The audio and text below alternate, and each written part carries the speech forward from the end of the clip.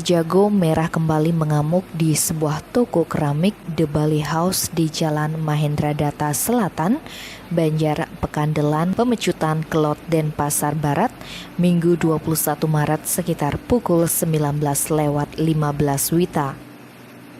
Salah seorang warga di lokasi, Radianto Pancara, menuturkan, saat itu ia melihat ada api dari lantai 2 toko The Bali House.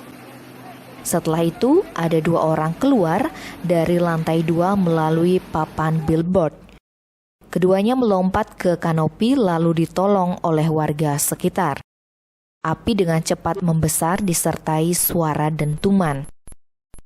Namun selang 10 menit, petugas pemadam kebakaran dari BPBD Denpasar tiba di lokasi kejadian.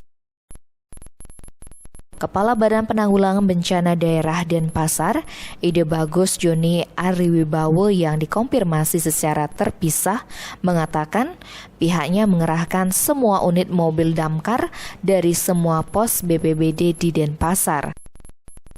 Sebanyak 6 unit brandwear dikerahkan, dibantu 1 unit damkar Badung, termasuk juga tim Palang Merah Indonesia Kota Denpasar untuk menangani korban luka.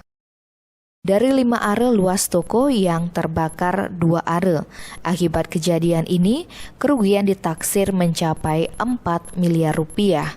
Sementara itu, Kasubag Humas Polresta Denpasar, Ibtu Iketut Sukadi menyampaikan, ruko yang terbakar merupakan milik Pasutri Sukwan alias Akwang dan Nanik.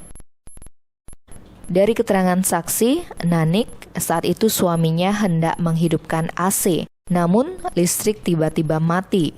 Kemudian terlihat asap keluar dari lantai 1.